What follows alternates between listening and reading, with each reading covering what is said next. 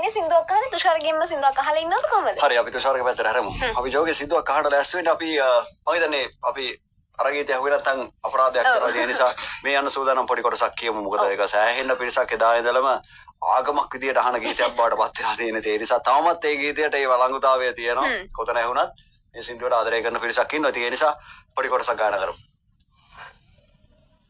මොනවත්ම වෙන ආයේ මට ඕනේම නෑ ඔබ සතුටු නම් මට දුක ඇත්තේ නෑ හැමදේම විසඳන්න කාලයට බෑ වෙන් වී ගිය අපි යලි එක් වෙන්නේ නෑ මිය යන්න සූදානම් පෙරදුම දරන් සමරන්න එනවාද සුදුමල් අරන්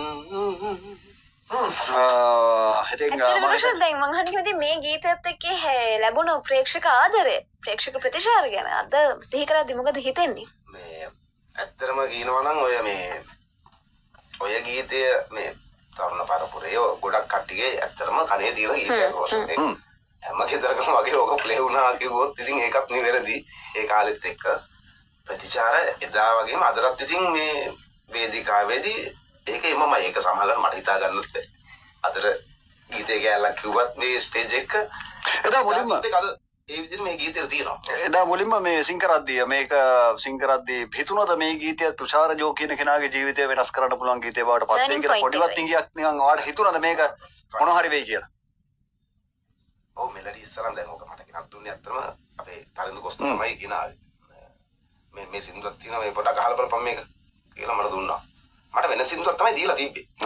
වෙන ගයිඩ්ඩක් තමයි දීලා තිබ්බේ. ඔය ගීතේ නෙමෙයි වෙන එකක්. ඊට පස්සේ මම ඒක පොඩක් ඒ ගීතේ මට ගෙනාපු ගීතේ අයිලාගේ සංගීත කණ්ඩායමේ තියෙනවා. චේතන මල්ලිකාව. ඒ ගීතේ තමයි කොස්තා ඉස්සලම අහන්න දුන්නේ. මුල්ම කාලේ. එතකොට මම චේතන මල්ල අපි දන්නේ නැහැ. වැඩි අඳුරනවා. මොකද කතා කරන්නේ.